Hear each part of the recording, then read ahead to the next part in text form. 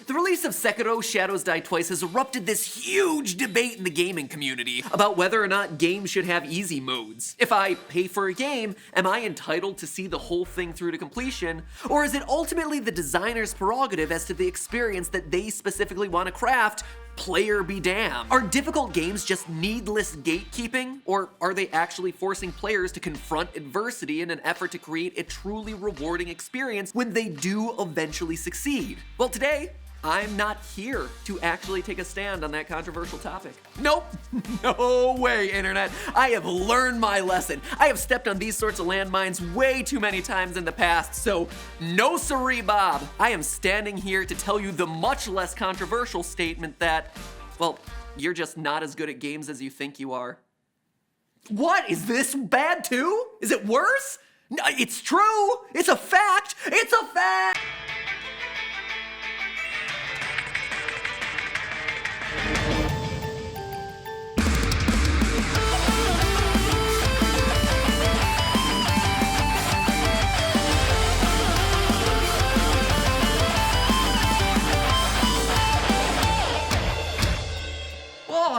Hello, internet. Welcome to Game Theory, where today I'm not here to tell you to get good. I'm here to tell you to get better. So, this easy mode controversy has really blown up, hasn't it? It seems like every time From Software releases a game, the debate around video game difficulty just crops up, which makes sense. Honestly. I mean, this is a company that literally made a name for itself by giving their games taglines like Prepare to Die Edition. The entire library of From Software, the entire brand of this company has been made on just taunting the players to try and beat their games. They're like this older brother who just constantly grabs your arm and smacks you and says, "Why are you hitting yourself? Why are you hitting yourself? Stop it! Stop it!"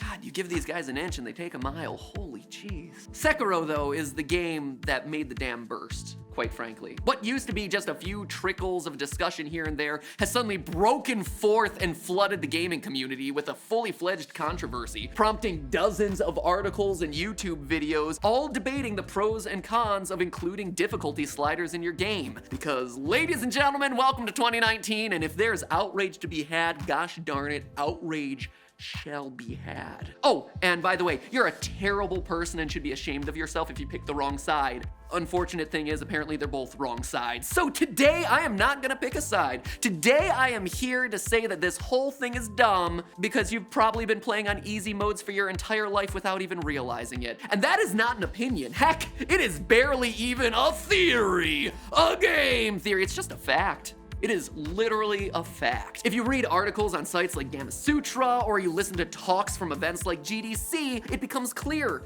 game developers lie to you. They artificially manufacture scenarios that heighten tension to make you feel better at the game than you really are. And some of the best reviewed, most beloved games in history have difficulty sliders that you never even realized exist. It feels like this has been an issue that's been waiting to boil over forever. I mean, let's be honest, games haven't always been the kindest to people looking to calibrate the challenge down to a level where they're comfortable. I mean, Doom and Wolfenstein are both infamous for naming their easier difficulty settings things like Thou Needest a Wet Nurse or Yellow Bellies Are Us. For every Hurt Me Plenty mode, there's an equally embarrassing Can I Play Daddy mode, where suddenly your epic hero is shown wearing a baby bonnet and sucking on a pacifier. Over in the visual shame category, meanwhile, are games like Metal Gear Solid 5 and I Wanna Be the Guy, which force players who take the easier routes to wear chicken hats or bows in their hair as symbols of their gamer weakness. See, Hideo Kojima, this chicken hat here, this is why you can't work at Konami anymore, my friend. Where you saw a chicken hat of shame, Konami saw $4 of microtransaction going to waste. People pay for this sort of stuff right now. But all of this is small stuff, right? You swallow your pride, you press onward, and you don't have to deal with it too much anymore. The worst situations here are the times where the actual endings or more gameplay is gated behind the hardest difficulty settings. Twisted Metal 2, for instance, instance, would only give you one level and one boss to play through before it threw up on the screen a stop sign with the words, "No losers allowed." Why offer the mode if you're just offering me one level to play? Though, sometimes the alternative to offering the full game wasn't much better. I will never forget playing through Star Wars Shadows of the Empire for the N64 as a kid. I wasn't good at third-person shooters when I was growing up, so I knocked back the difficulty to easy, only to get to the very end of a very long game and learn that I wouldn't actually know if my character had survived the final battle until I played through the entire game again on harder modes. So you know what I did, internet? I played through the whole game again. And yeah, I got good, and I saw that Dash Rendar survive, and it was anticlimactic, but I got really good at the game. Same story with Superman 64. Yeah, Superman effing 64, one of the worst games ever printed onto a cartridge. Superman 64 actually hides its true ending behind multiple difficulty settings. And it's not just the normal difficulty setting, but if you want to see the ending of this amazing game, you gotta put it on hard mode. Let me tell you, as someone who beat this game 3 times to get that sweet, sweet ending cinematic. Oh, it was so worth it. I mean, look at this camera work. Nay, the word camera work is too mundane a word for what you are seeing behind me on screen right now. What this is can only be described as artistry. Brings tears to my eyes just thinking about the time that I experienced this as a kid. Would that our mere YouTube videos looked as artistic as the ending of Superman 64. The long and short of it is that since the earliest days of gaming, many franchises have fostered some form of negative attitude towards easy modes. They've given rise to this get good mentality, but it's hypocritical. It's all smoke and mirrors, because behind the scenes, they've been concocting these secret ways to make us all think that we're better at these games than we really are. Ken Levine, one of the creators behind BioShock, admitted in a now deleted tweet that the first enemy shot in BioShock will always miss you. Quote from Twitter, "First shots in BioShock always missed. That was the design. Think it got fully implemented." End quote.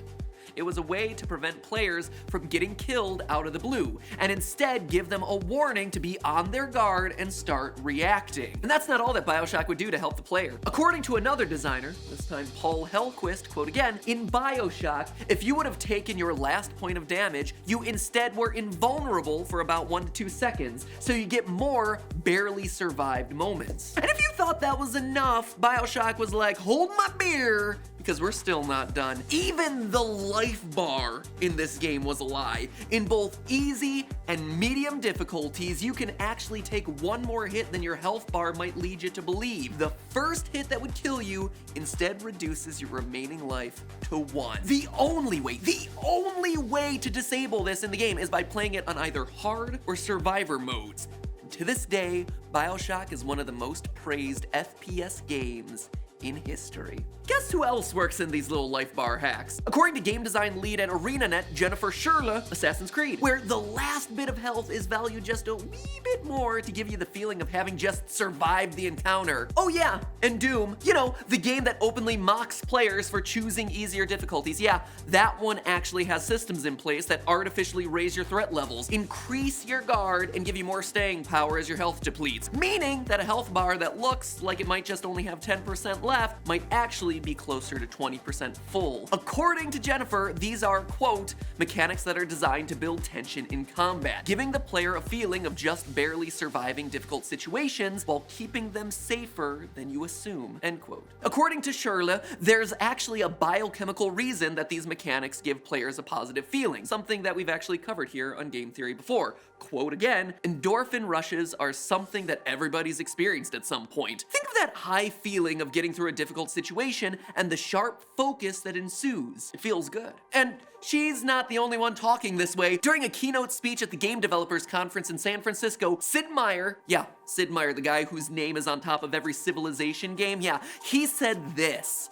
Roll that clip. Gameplay is a psychological experience. In real life, you don't always win. However, in the world of games, you pretty much always win. The psychological phenomenon is that the player doesn't really complain about that. I don't get letters saying, "Dear Sid, I loved your game, but I won way too much. Giving the player extra health or making their weapons do more damage.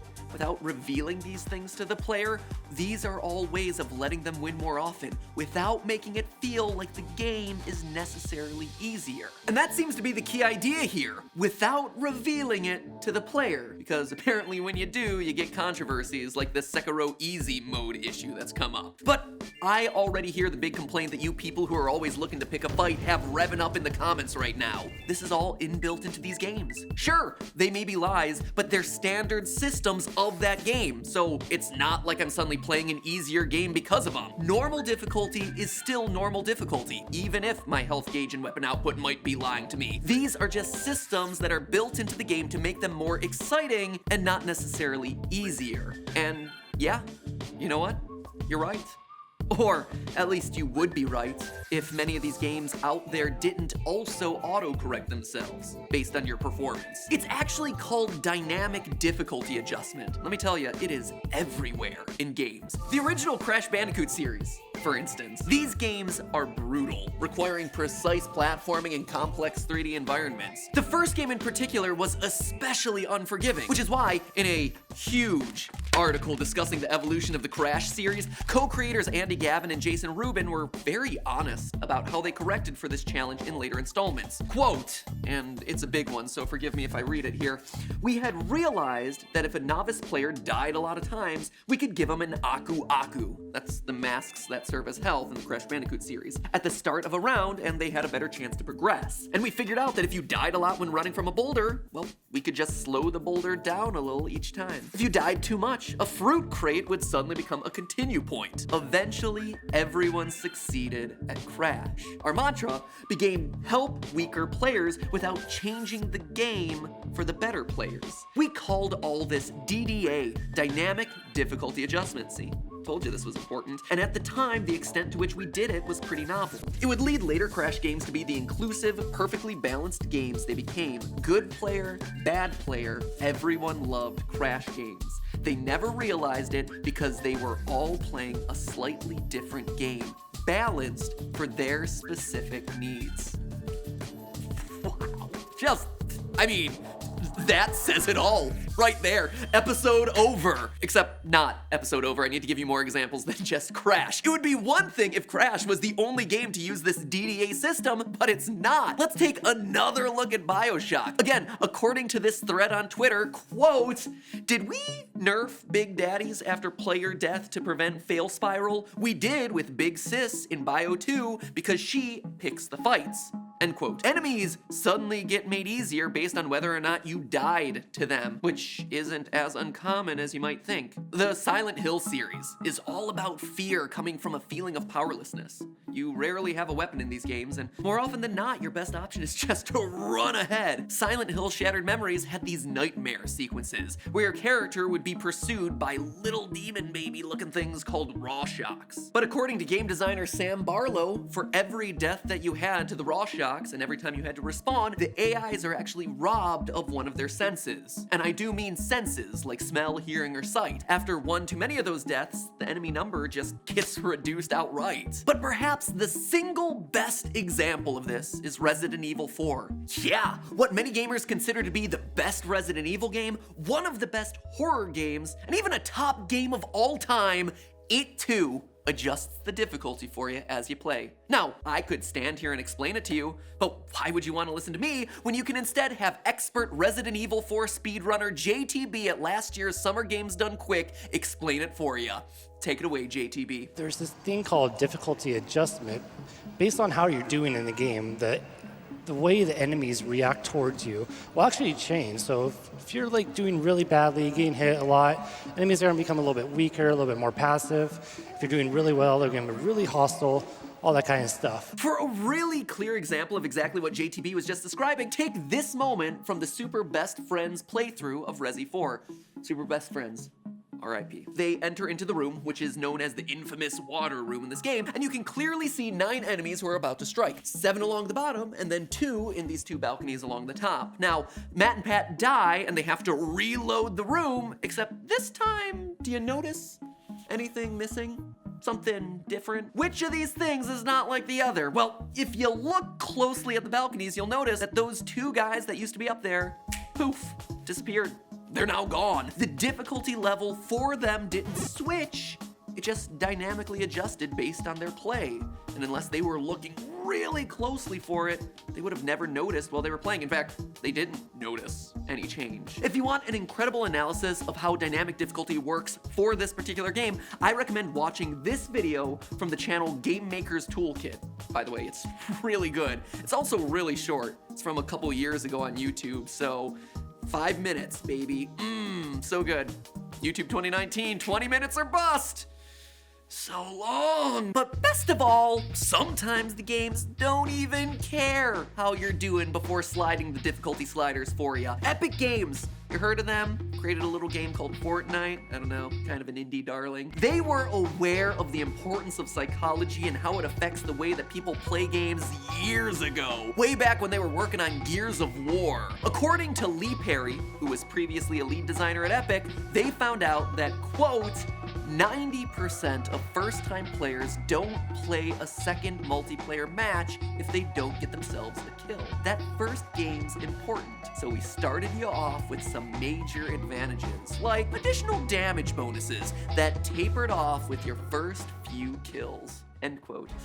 That information surfaced in 2017, a full decade after the release of that original Gears of War game on Xbox 360, and it's probably a good thing that players didn't know about this back when it was going on. First off, it would probably rob new players of the feeling of satisfaction and accomplishment that it was designed to instill, and secondly, can you imagine the amount of salts from people who felt like they'd been unfairly killed by a new player who was getting a free damage bonus? I don't know about you, but it does kind of make me wonder what sort of tweaking they've been doing quietly behind the scenes in Fortnite. Huh? Think about that. Maybe there's a reason Fortnite's as popular as it is, but that's a theory for another day. Anyway, the long and short of it is this. Dynamic difficulty is a real thing that exists in tons of games that you've been playing. It's also been around for literally decades in this industry. Sure, it takes a lot of different forms: damage buffs, misleading HUD information, enemy AI tweaks, extra items, whatever. And it's in lots of games regardless of genre, regardless of whether you're playing on easy mode or hard mode. It's just not something the game industry publicizes all that much, and probably for good reason. At the end of the day, they just want you to have fun while feeling heroic, and revealing the way the trick gets done kind of ruins that illusion that they're trying to create. Which is why I'm here! Game Theory, ruining the fun of video games for 8 solid years. Yay us! So ask yourself this: is it better to choose your easy mode or let the game make that choice for you? I honestly don't know. Debate it out in the comments. I think it's actually a fascinating discussion. Anyway, with all this new information, maybe that Twitter meme that's been going around in the wake of the Sekiro drama should look a little bit more like this. They've been cheating not only the game, but the gamer. We haven't grown. We haven't improved. They've given us shortcuts without us knowing, and we've gained nothing. We experienced a hollow victory. Nothing was risked, nothing was gained. It's sad that we didn't know the difference. But hey, that's just a theory. A game theory. Thanks for watching.